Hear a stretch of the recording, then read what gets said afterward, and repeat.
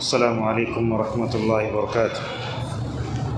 الحمد للہ رب العالمین والعاقبۃ للمتقین والصلاة والسلام الاتمان الاکملان علی خیر خلق اللہ اجمعین۔ اللہم صلی وسلم وبارک علی عبدک ورسولک محمد وعلی آلہ واصحابہ اجمعین وعلی من تبعہم بإحسان الی یوم الدین، اما بعد۔ قال اللہ تعالی اعوذ باللہ من الشیطان الرجیم لَتَجِدَنَّ أَشَدَّ النَّاسِ عَدَاوَةً لِلَّذِينَ آمَنُوا الْيَهُودَ وَالَّذِينَ أَشْرَكُوا۔ معزز حاضرین، پردہ نشین خواتین اسلام، 7ویں پارے میں جو اہم مضامین ہیں انشاءاللہ ہم اس کو آپ کے سامنے بیان کریں گے۔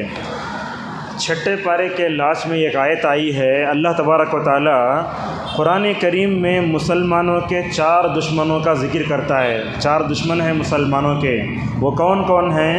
اللہ نے اس آیت میں قسم کھا کے کہا کہ اے محمد صلی اللہ علیہ وسلم، مسلمانوں کے لیے سب سے بدترین اگر کوئی ہے تو یہود ہیں، دوسرے نمبر پر کفار و مشرکین ہیں، تیسرے نمبر پر نصارہ ہیں، اور چوتھے نمبر پر عقیدے کے منافقین کا ذکر آتا ہے۔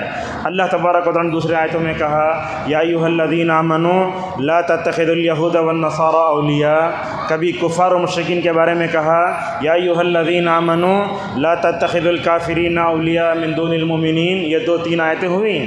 اسی طریقے سے سورہ منافقین میں اللہ تعالیٰ عقیدے کے منافق کا تذکرہ کرتے ہوئے فرماتا ہے ہم العدو فاحذرهم قاتلهم اللہ انا یؤفکون۔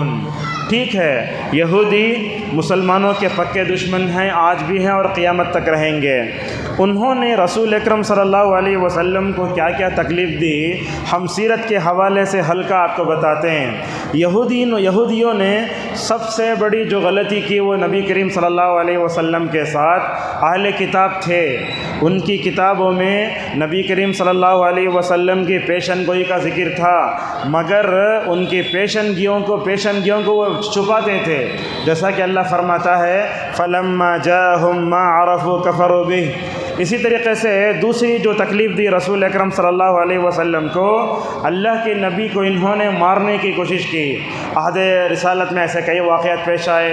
ایک غزوہ خیبر کے موقع پر زینب نامی ایک عورت، زینب یہودی عورت کا نام بھی ہوتا تھا، وہ زینب نامی ایک عورت نے رسول اللہ صلی اللہ علیہ وسلم سے خیبر کے موقع پر پوچھا اے محمد ذرا بتاؤ تمہیں بکری کے گوشت میں کون سا حصہ تمہیں پسند ہے؟ تو اللہ کے نبی نے فرمایا ران۔ اس نے کیا کیا؟ بکری کی ران میں زہر ملا کر نبی صلی اللہ علیہ وسلم کے دسترخوان پہ رکھ دیا۔ اللہ کے نبی بیٹھے، سامنے حضرت براء ابن معاذ رضی اللہ عنہ بیٹھے ہیں، جیسے ہی براء رضی اللہ عنہ نے اس کو اٹھا کر کھایا فوراً انتقال ہو گیا۔ علامہ ابن حجر رحمہ اللہ ایک حسن درجے کی حدیث لاتے ہیں، اللہ کے نبی صلی اللہ علیہ وسلم نے فرمایا جب وہ بکری کی ران میں زہر ملا کر وہ رسول اللہ کے دسترخوان پر رکھا گیا، ہڈی نے بات کرتے ہوئے کہا میرے اندر زہر ہے، مجھے مت کھاؤ۔ یہ روایت ہے، علامہ ابن حجر نے اس کو حسن کہا ہے۔ تو اللہ کے نبی صلی اللہ علیہ وسلم خاموش ہو گئے۔ آپ نے اس صحابی کو دیکھا، اس کا انتقال ہو گیا ہے، تو اللہ کے نبی صلی اللہ علیہ وسلم نے اس صحابی کے بدلے اس قصاص میں اس یہودی عورت کو قتل کر دیا۔ تو یہاں دیکھیے رسول اللہ کو مارنے کی کوشش کرتے۔ اسی طریقے سے ایک مرتبہ چکی کا پارٹ اوپر رکھ کر نیچے بٹھا دیا تاکہ ڈھکیل کے اللہ کے نبی کو مار دے۔ جبرائیل علیہ السلام نے آ کر نبی کریم صلی اللہ علیہ وسلم سے کہا محمد یہ لوگ آپ کو مان یہاں سے اٹھ جائیے۔ اللہ کے نبی اٹھ کر چلے گئے۔ اسی طریقے سے یہودیوں نے آپ صلی اللہ علیہ وسلم کو بے جا سوالات کر کے آپ کو بڑا پریشان کیا۔ سورہ کہف، مریم وغیرہ میں اس کا ذکر آتا ہے، کبھی ایسے سوالات کرتے، کبھی سوالات کے جوابات اگر نہیں ملے تو کفار مکہ کو بھیجتے جا کر تمہیں سوال پوچھو بول کے۔ اور اسی طریقے سے رسول اکرم صلی اللہ علیہ وسلم سے انہوں نے عہد کو بھی توڑا۔ اور یہ دیکھیے اللہ کے نبی کو تکلیف دینے کا انداز کیسے ہے، اس کا ذکر سورہ مجادلہ میں آتا ہے۔ کبھی وہ السلام علیکم بولتے تھے۔ میں آپ سے پوچھتا ہوں اگر کسی شوہر کے سامنے بیوی کے سامنے شوہر کو اگر کوئی بولے تمہیں مر جاؤ، کیا بیوی برداشت کرے گی اسے؟ رسول اکرم صلی اللہ علیہ وسلم بیٹھے ہوئے ہیں، یہودی آ کر بولتے السلام علیکم، السلام و لام نکال دیے تو السلام علیکم کا معنی تم مر جاؤ۔ حضرت عائشہ رضی اللہ عنہا کو زبان معلوم تھی، انہوں نے جب آ کر کہا تو حضرت عائشہ کو بڑا غصہ آیا، کہا تم یہودی تم مر جاؤ، ایسے ہی بد دعا فرمائی۔ اللہ کے نبی صلی اللہ علیہ وسلم دیکھو بد دعا کرنے والے کون؟ یہودی۔ بد دعا کس کے بارے میں کی جا رہی ہے؟ رسول اکرم صلی اللہ علیہ وسلم کی بھی کی جا رہی ہے۔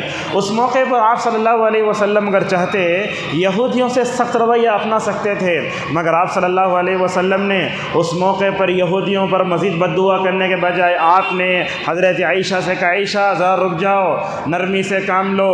نرمی جس میں ہوتی ہے معاملے میں کیا کرتی ہے؟ ماشاءاللہ چار چاند لگاتی ہے۔ اگر معاملہ سخت ہوا تو معاملہ بگڑ جاتا ہے۔ اس موقع پر نبی کریم صلی اللہ علیہ وسلم نے ایک بات یہ کہ عائشہ سن لو، انہوں نے میرے جو بد دعا کی وہ قبولش نہیں ہوئی ماشاءاللہ۔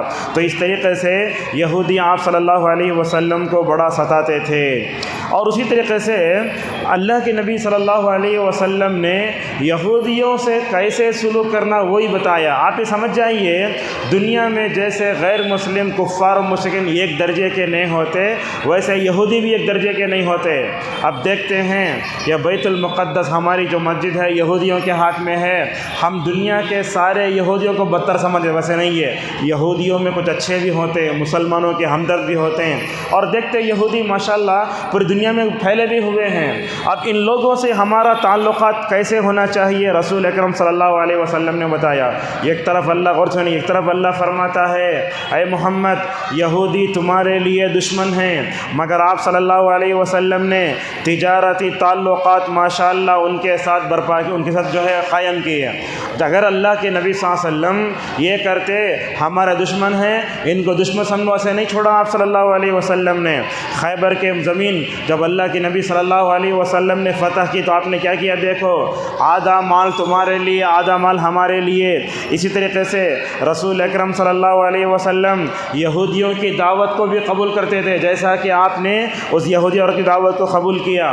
اور آپ کی بیویوں میں ایک صفیہ، جانتے نا صفیہ بنت حیی، یہ بھی یہودی سردار کی بیٹی تھی۔ غور سنیے، یہودی سردار کی بیٹی جب نبی کریم صلی اللہ علیہ وسلم کی زوجیات میں آ گئی تو صفیہ کہتی ہیں میں اللہ کے نبی کی بیوی بننے کے بعد بھی میرے جو یہودی رشتہ دار ہوتے تھے ان سے اچھا سلوک کرتی تھی، مگر نبی کریم صلی اللہ علیہ وسلم مجھے روکتے نہ تھے۔ تو اسے کیا معلوم ہوا؟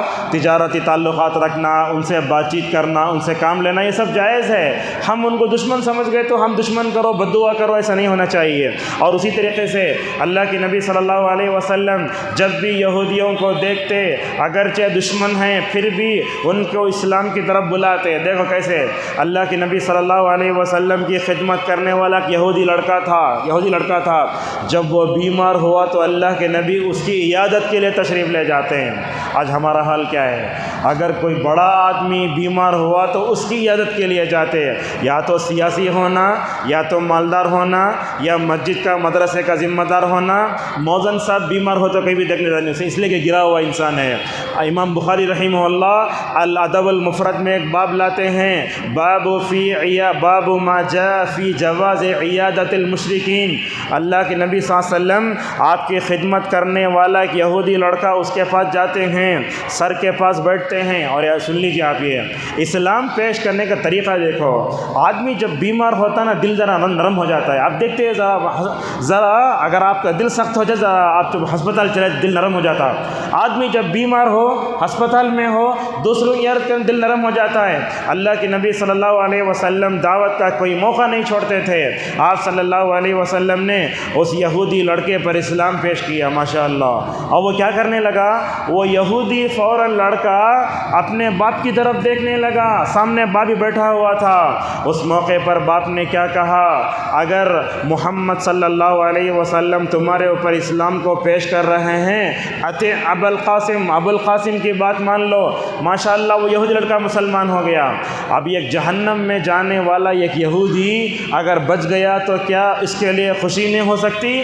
رسول اکرم صلی اللہ علیہ وسلم اس کے گھر سے باہر نکلے، آپ کے زبان پر الفاظ دیکھو، آپ نے فرمایا الحمدللہ الذی انقذہ بی من النار، تمام تعریفیں اس اللہ کے لیے ہیں جس نے میری وجہ سے اس بچے کو نار جہنم سے بچا لیا۔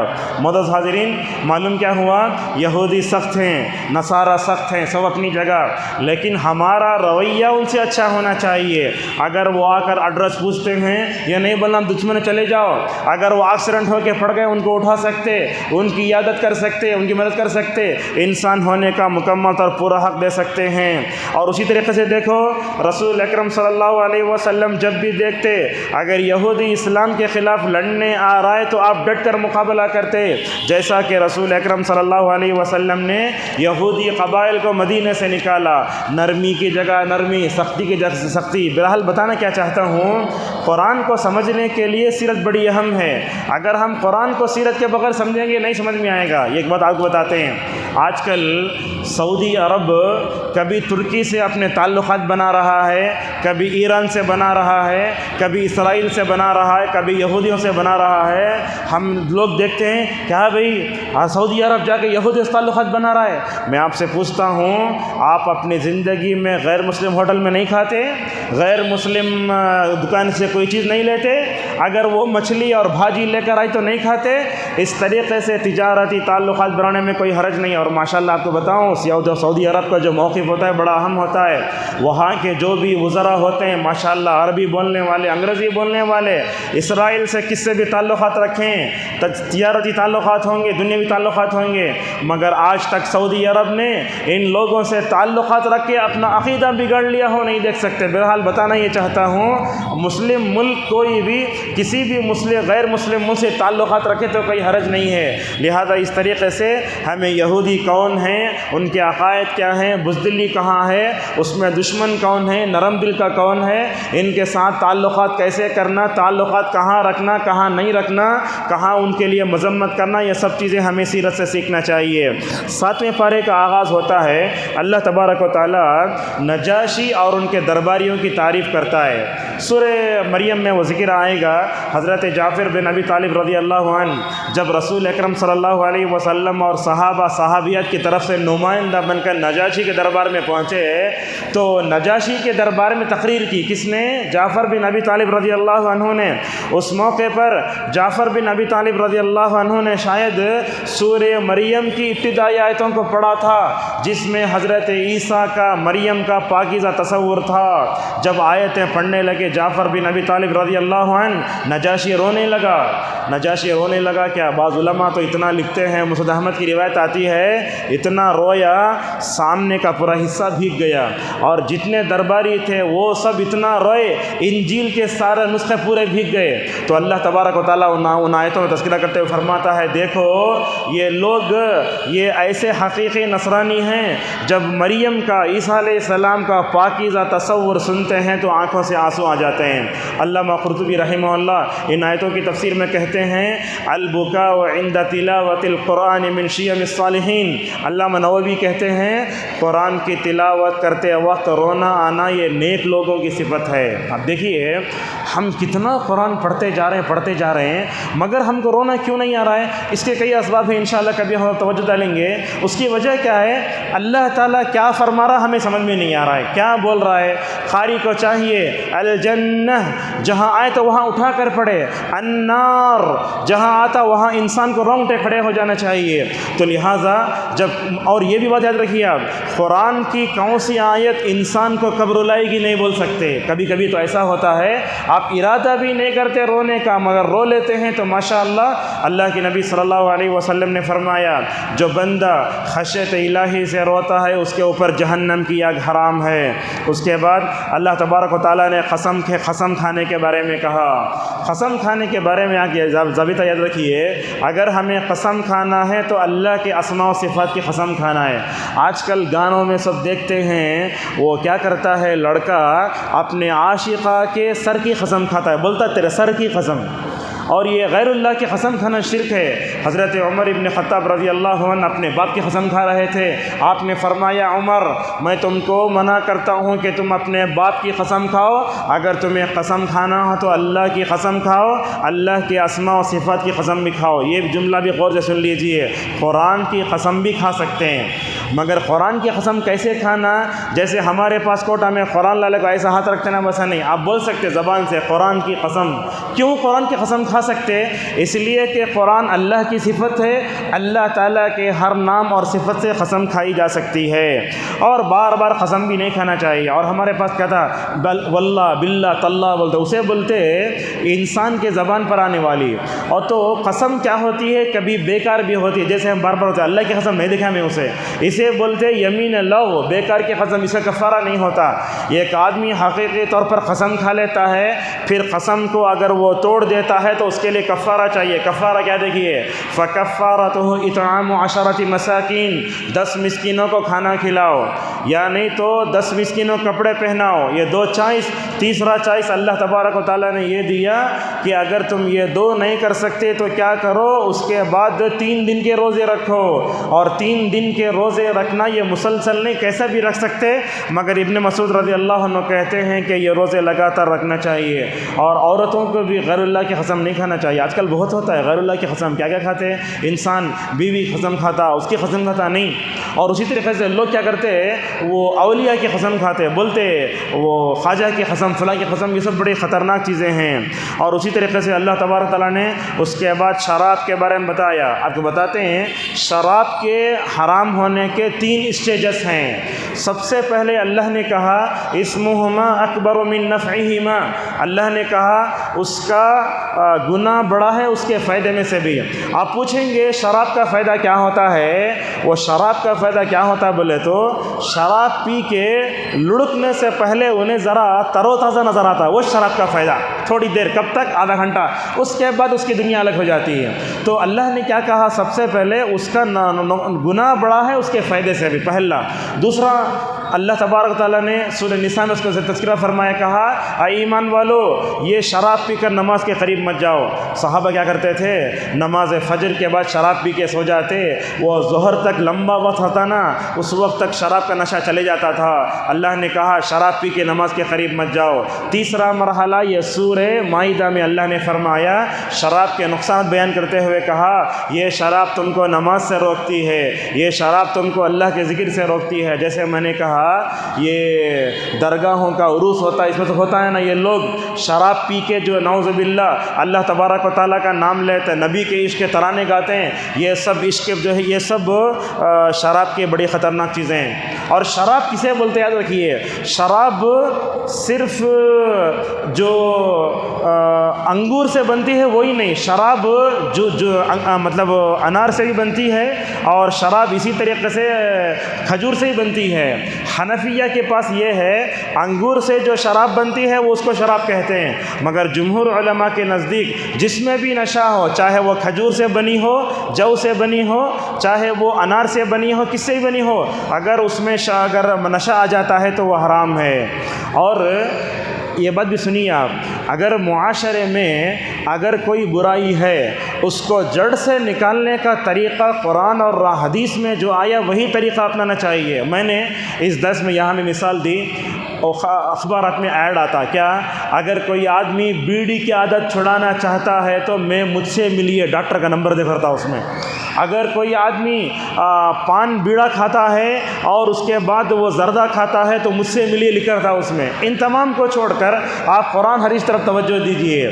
اللہ کے نبی صلی اللہ علیہ وسلم کے زمانے میں شراب خوب پی جاتی تھی، مکی دور میں، مدنی دور میں صحابہ جو ہے شراب کے رسیہ تھے، وہ کبھی شراب چھوڑ نہیں سکتے تھے۔ اللہ تعالیٰ نے آہستہ آہستہ 3 اسٹیجز میں شراب کو حرام کیا۔ ایک طرف تو یہ، دوسرا دیکھو شراب کی سزا اتری، اللہ تبارک و تعالیٰ نے اس میں بھی مرحلہ بمرحلہ اسٹیج کا مکمل طور پر لحاظ رکھا۔ پہلے کیا ہوا، حضرت ابو رضی اللہ عنہ کہتے ہیں شروع میں شراب کی سزا یہ تھی، ہم میں سے بعض لوگ جوتے سے مارتے، کپڑے سے مارتے، جیسے آج کوئی چور ملا تو اسے کھمبے سے بن کے مارتے نا، ویسا مارتے تھے پہلے، جوتے سے مارتے، کپڑے سے مارتے شرابی کو۔ بعد میں کیا ہوا، رسول اکرم صلی اللہ علیہ وسلم نے شرابی کی سزا بتائی، شرابی کی سزا 40 کوڑے بولتا بیلٹ سے مارنے کا، تو پہلے میں وہ سزا، بعد میں وہ سزا، ایسا ہوا۔ اب اس کے بعد کیا ہوا، ایک صحابی تھے جن کا نام تھا عبداللہ ابن حمار رضی اللہ عنہ، وہ 3 مرتبہ شراب پیے، وہ بار بار جو ہے رسول اکرم صلی اللہ علیہ وسلم کے دربار میں لائے گئے۔ صحابہ نے دیکھا یہ صحابی 2 مرتبہ 3 مرتبہ شراب پی کو آگے، اب ان کو اللہ کے نبی کے دربار میں اور ایک مرتبہ پیش کیا گیا، تو دیکھ کر ایک آدمی نے لعنت کی، اے شرابی تیرے اوپر لعنت ہو، اللہ اکبر۔ اس موقع پر دیکھو اللہ کے نبی صلی اللہ علیہ وسلم گنہگار سے نہیں، گنہگار کے گناہ سے نفرت دلاتے تھے۔ آپ نے اس موقع پر کہا گالی مت دو، ایسے وقت میں شیطان تم کو تمہارے بھائی کے خلاف اکساتا ہے، دیکھو یہ شراب تو پیا ہے مگر اس کے دل میں اللہ اور اس کے رسول کی محبت ہے۔ اس سے کیا معلوم ہوا، ہمیں گنہگار سے نفرت نہیں کرنا، گنہگار کے گناہ سے نفرت کرنا چاہیے۔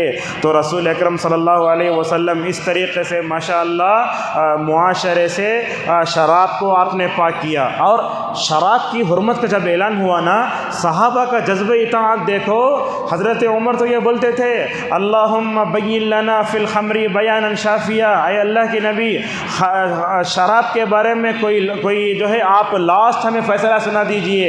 اس موقع پر آیت اتری تو اللہ کے نبی کیا ہوتا ہے، افطار کے وقت اذان ہوتی رہتی ہے، وہ آدھا گلاس پانی ہوتا ہم پی جاتے نہیں، جیسے ہی اذان شروع ہوئی رک جانا، اسے بولتے سو پکا مومن اور اللہ کا پکا اطاعت کرنے والا بندہ، رسول صلی اللہ علیہ وسلم کا پکا اطاعت کرنے والا بندہ۔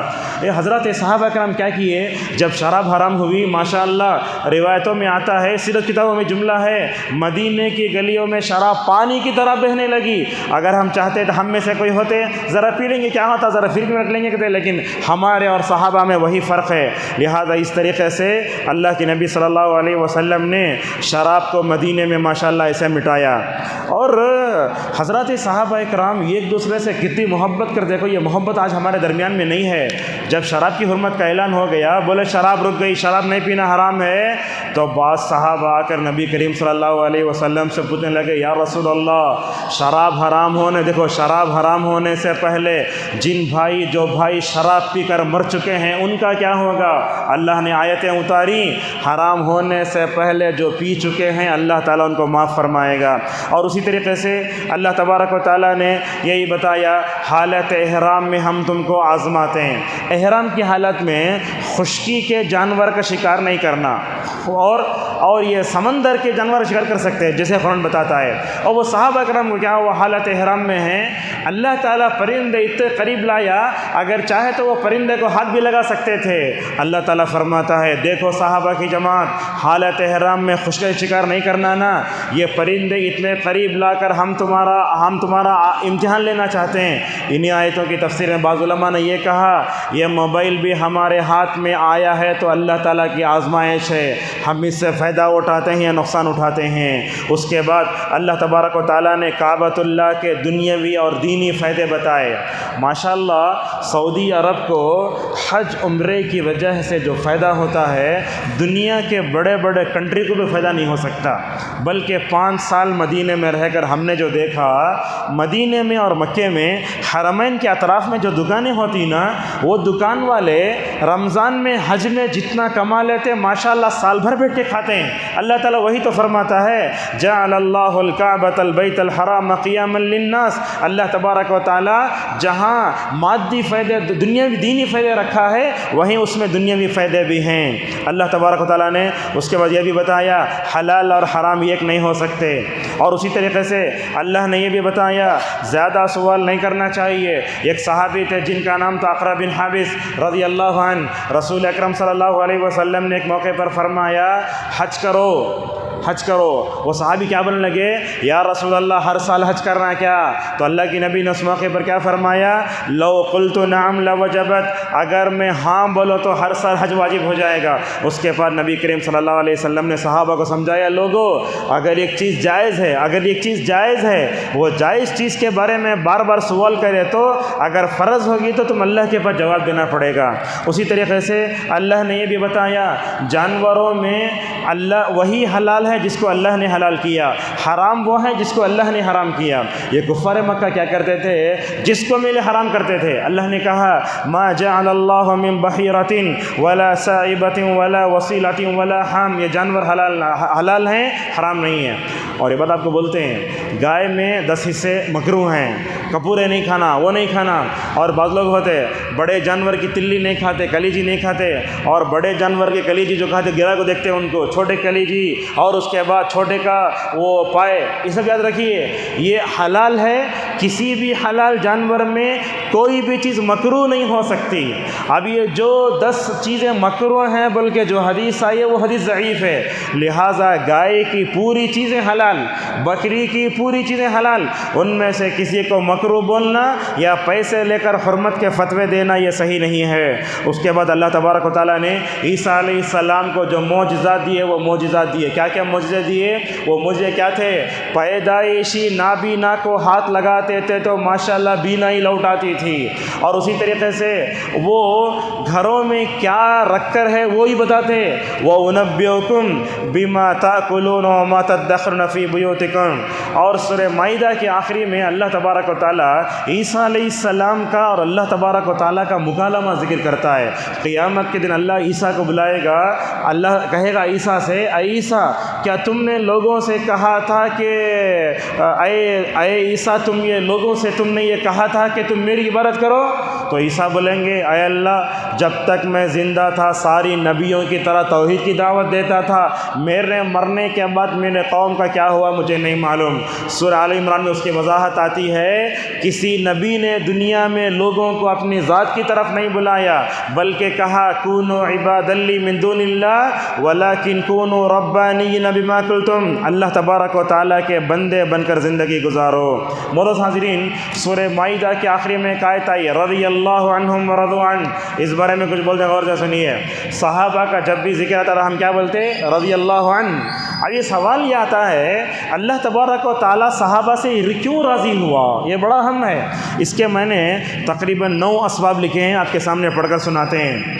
یاد رکھیے، اللہ تبارک و تعالیٰ سے صحابہ کے راضی ہونے کا سب سے بڑا جو راز ہے وہ یہ ہے، حضرات صحابہ کرام اللہ تعالیٰ سے رب ہونے کے اعتبار سے راضی ہو گئے۔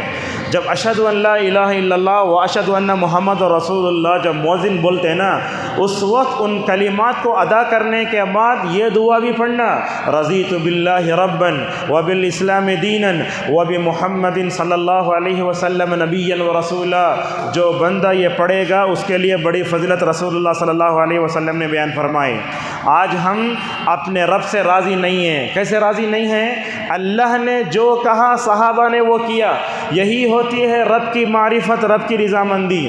دوسرا، صحابہ سے اللہ تعالیٰ کی رضامندی کا دوسرا بڑا راز یہ ہے، حضرات صحابہ اکرام نے رسول اکرم صلی اللہ علیہ وسلم کی مکمل طور پر اطاعت کی۔ اب دیکھیے، تھوڑی دیر پہلے اللہ تعالیٰ نے حرمت خمر کا ذکر کیا، اس کے آگے کہا رضی اللہ عنہ۔ جب شراب حرام ہوئی ماشاءاللہ پورا لڑکا دیے۔ غزوہ خیبر کا موقع ہے، پالتو گدھوں کا گوشت پک رہا ہے بڑے بڑے دیگچے میں۔ اللہ کے نبی صلی اللہ علیہ وسلم نے علی سے کہا، علی یہ پالتو گدھوں کے گوشت کو میں حرام کرتا ہوں۔ اللہ کے نبی صلی اللہ علیہ وسلم اور صحابہ کا جذبہ اطاعت دیکھو، سالن پک رہا ہے اور اللہ کے نبی لکڑی سے پورے دیگچے اوندے کرتے رہے، سالن اور گدھوں کا پورا گوشت ایسے ہی چلا گیا۔ تو اس سے معلوم ہوا اگر ہم بھی اللہ کی رضامندی چاہتے ہیں، صحابہ جیسا جذبہ اطاعت پیدا کرنا ہوگا۔ تیسری بڑی چیز، اگر اللہ تعالیٰ سے اللہ تعالیٰ صحابہ سے راضی ہوا، اس کی تیسری بڑی وجہ یہ ہے انہوں نے اسلام کو اپنی پوری زندگیوں میں داخل داخل کیا. عبادت کا میدان ہو, معاملات کا میدان ہو, تعلقات کا میدان ہو, جہاد کا میدان ہو, کوسا میدان ہے جس میں صحابہ نے اپنے جوہر نہ دکھلائے, ایسی بہترین مثالیں پیش کیں. اور اسی طریقے سے صحابہ سے راضی ہونے کی چوتھی وجہ یہ ہے صحابہ کے دل پاک, ان کا ایمان سچا تھا. اللہ نے سورہ مجادلہ میں کہا اولئک کتب فی قلوبہم الایمان وایدہم بروح من. یہاں خود دیکھیے رضی اللہ عنہم ورضم سے اللہ تعالیٰ سچائی کا ذکر کرتا ہے. ھذا یوم ینفع الصادقین صدقہم. اسی طریقے سے صحابہ سے راضی ہونے کی اور ایک وجہ یہ ہے انہوں نے دین کی خدمت کی. اور صحابہ سے راضی ہونے کی اور ایک وجہ یہ ہے اللہ نے ماشاءاللہ پورے صحابہ کو معاف کر دیا. غزوہ احد میں جب صحابہ پیٹ پھیر کر بھاگے اللہ تعالیٰ وہاں معافی کا تذکرہ فرماتا ہے. غزوہ حنین میں پیٹ کے پھیر کر بھاگے اللہ تعالیٰ وہاں معافی کا تذکرہ فرماتا ہے. بلکہ غزوہ بدری صحابہ سے اللہ کیا فرماتا ہے, دیکھو اعملوا ما شئتم وقد غفرت لکم. لہٰذا معلوم کیا ہوتا ہے اللہ تعالیٰ جس طبقے کو معاف کرتا ہے اللہ تبارک و تعالیٰ نے اس سے جو ہے رضامندی کا اظہار کیا. اور یاد رکھیے دنیا اور آخرت میں سب سے بڑی اگر کوئی رضامندی ہے تو وہ اللہ کی رضامندی ہے. جیسا کہ اللہ نے فرمایا سورۃ توبہ میں وَرِضْوَانٌ مِّنَ اللَّهِ اکبر. یہ پوائنٹ ذرا نوٹ کرنے کا ہے. بعض علماء نے یہ بتایا پورے صحابہ کے بارے میں قرآن میں 100 آیتیں ماشاءاللہ سورہ بقرہ سے آخری تک دیکھیں گے آپ 100 آیتیں مکمل آئی ہیں. اور بعض علماء نے ان 100 آیتوں کو جمع کر کے یہ بتایا ہے کسی نبی پر ایمان لانے کے والے کے بارے میں اللہ نے اتنا تذکرہ نہیں فرمایا جتنا تذکرہ اللہ تبارک و تعالیٰ نے صحابہ کا فرمایا ہے. اور اسی طریقے سے ان سے راضی ہونے کا اور ایک راز اللہ سورہ بینہ میں فرماتا ہے رضی اللہ عنہم ورضوا عنہ ذلک لمن خشی ربہ. ان کے اندر تقوی بھی تھا, خشیت بھی تھی, اسی لیے اللہ ان سے راضی ہوا. وکانوا حق بہا واہلہا. اور آخری چیز ہے اللہ تعالیٰ صحابہ سے راضی ہوا اس کی وجہ یہ ہے اللہ اور اس کے رسول صلی اللہ علیہ وسلم سے انہوں نے جو محبت کی اس محبت کی راہ میں رکاوٹ نہیں کی. اور ایک بات آتی ہے صحابہ کا نام آتا ہے تو ہم دیکھتے ہیں رضی اللہ عنہ نہیں بولتے. علامہ نووی رحمہ اللہ کہتے ہیں جب بھی صحابی کا نام آتا کیا بولنا رضی اللہ عنہ. بلکہ عرب میں تو دیکھیں گے رضی اللہ عنہ و ارضاہ بولتے. اس وقت مجھے ایک بات یاد آ رہی ہے سعودی عرب کے مشہور عالم دین جامعہ دارالسلام امرآباد کے مایاناز فارغ ہیں دکتور ضیاء الرحمن اعظمی عمری مدنی رحمہ اللہ. یہ دیکھیے 14 سال میں 16,000 حدیثوں کو جمع فرمایا. بہت بڑا کام ہے.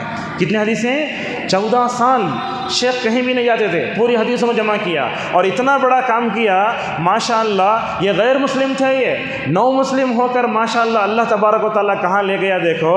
جب ان کا انتقال ہونے لگا تو 16,000 حدیثوں کو جمع کر دیا. اب طلبہ اور علماء بولنے کے شیخ آپ یہ 16,000 حدیثیں جو جمع کرے ہیں اس کا ترجمہ کون کرنا. تو شیخ اپنے زندگی میں ترجمہ کرنے کے لیے شرائط بتائیں. دیکھو میرے احادیث کا ترجمہ کرنا ہے تو 3 شرطیں. سب سے پہلی شرط ہے جہاں بھی رسول اللہ کا نام آتا صلی اللہ علیہ وسلم لکھنا. اللہ اکبر. دوسری شرط یہ ہے جب بھی ترجمہ کریں گے ہر صحابی کے ساتھ حضرت لکھنا. دیکھیے. اور تیسری شرط یہ ہے جب بھی صحابی کا نام آتا رضی اللہ عنہ لکھنا. بعض کم لوگ ہوتے ہیں جو صحابہ کے نام کے ساتھ حضرت بولے تو بولتے اس میں عقیدے کی غلطی ہے. عقیدے غلطی کچھ بھی نہیں ہے اس میں. نبی کے لیے حضور بولے تو عقیدے کی غلطی ہو سکتی ہے مگر صحابی کے لیے حضرت بولے تو کیا بھی نہیں. حضرت بولے تو کیا جناب بس اس معنی میں ہے. لہذا آپ لوگوں سے گزارش ہے جب بھی صحابہ کا نام آتا رضی اللہ عنہ ہمیں کہنا چاہیے. یہاں ایک بات یہ بھی ہے کیا صحابی کو چھوڑ کر دوسرے تابعین کو تابعین کو رضی اللہ عنہ بول سکتے کیا؟ علامہ بن باز رحمۃ اللہ علیہ کہتے ہیں کہ دعائیہ طور پر بول سکتے. لیکن ابن عثیمین رحمہ اللہ کی دقت علمی دیکھو دعائیہ طور پر بول سکتے رضی اللہ عنہ کہ اللہ راضی ہو گیا. مگر صحابہ کے لیے وہ ٹائٹل بن گیا ہے رضی اللہ عنہ. اگر آپ تابعین تابعین دوسروں کو رضی اللہ عنہ بولیں گے تو کیا نقصان ہوگا. دیکھو نقصان یہ ہوگا سامنے والا رضی اللہ سن کر یہ سمجھ جائے گا یہ بھی صحابی ہیں. لہٰذا جہاں تک ہو سکے رضی اللہ عنہ نہیں کہنا چاہیے. رحمہ اللہ کہہ دیجئے کافی ہے. اگر کوئی رضی اللہ عنہ بول دیے تو اسے لڑائی جھگڑے کا پہلو نہیں کرنا چاہیے۔ اور اسی طریقے سے سورۃ الانعام میں 2-3 چیزیں ہیں، اس کو بیان کر کے اپنی بات کو ختم کرتے ہیں۔ سورۃ الانعام بولے تو جانوروں کی سورت، اللہ تبارک و تعالیٰ نے اس سورت کو شروع کیا الحمدللہ سے۔ اللہ تعالیٰ نے اس سورت میں توحید کے دلائل دیے، کفار مکہ قرآن پر جو اعتراض کرتے تھے اس اعتراضات کا جواب دیا گیا۔ اللہ تبارک و تعالیٰ کی رحمت بہت وسیع ہے۔ اللہ کی رحمت کتنی معلوم؟ نبی کریم صلی اللہ علیہ وسلم کہتے ہیں اللہ تعالیٰ نے اپنی رحمت کے 100 حصے بنائے، 100 حصے بنا کر دنیا میں رحمت کا ایک حصہ اتارا اور اپنے پاس 90 پنوں رحمتیں رکھ لیا ہے۔ اور اللہ کے نبی نے کیا فرمایا؟ آگے دیکھو، رحمت کا ایک حصہ اترا، بکری اپنے بچے پر رحم کرتی ہے، انسان اپنے بچے پر رحم کرتا ہے، ہمارے پاس کوئی فقیر آ جائے تو ہم اس پر رحم کرتے ہیں، رحمت کا ایک حصہ ہے۔ اللہ اکبر۔ تو قیامت کے دن رحمت کے 90 پنوں جو حصے ہوں گے وہ صرف کس کے لیے؟ مومنوں کے لیے، غیر مسلموں کو وہ رحمت نہیں مل پائے گی۔ اسی لیے اللہ نے کہا وَكَانَ بِالْمُؤْمِنِينَ رَحِيمًا، نفع و نقصان کا مالک اللہ تبارک و تعالیٰ ہے۔ قیامت کے دن کفار کا کیا انجام ہوگا؟ آنکھ کھلی ہے نا ہماری آنکھ، اور انسان مائکرو سیکنڈ میں برزخ کی زندگی میں چلے جاتا، ملک الموت آتا، ہماری روح نکل جاتی، اور قیامت کے کفار مکہ کیا بولیں گے؟ اللہ دنیا میں دوبارہ لوٹا، نیک عمل کر کے آئیں گے۔ اللہ تعالیٰ کیا فرمائے گا؟ اگر ہم تم کو دنیا میں دوبارہ لوٹا تو وہی کام کریں گے جو اس سے پہلے کرتے تھے۔ اللہ تبارک و تعالیٰ نے نبیوں کے بارے میں بتایا کہ ان نبیوں کو ستایا گیا، ہر نبی نے صبر کیا، عذاب کی شکلیں کیا ہوتی ہیں۔ اللہ نے یہ بھی بتایا کہ غیب کا علم اللہ کو ہے۔ آج کل لوگ کیا کرتے ہیں؟ دیکھو، رسول اللہ غیب جانتے، اور کیا کیا وہ عبد القادر جیلانی رحمہ اللہ کے بارے میں اور معین الدین چشتی کے بارے میں ایسی جھوٹی کرامتیں نعوذ باللہ گھڑ کر ہیں۔ افسوس تو یہ ہوتا ہے بدعتی علماء مساجد میں بڑے بڑے جلسوں میں بیٹھ کر بتاتے ہیں کہ فلاں غیب جانتا ہے، سامعین کی طرف سے آواز آتی ہے نعرہ تکبیر اللہ اکبر، نعرہ رسالت اللہ اکبر۔ یہ مصیبت ہے امت کی، لہٰذا یاد رکھو رسول اکرم صلی اللہ علیہ وسلم عالم الغیب نہیں تھے، آگے اللہ اس کی نفی کرتا ہے۔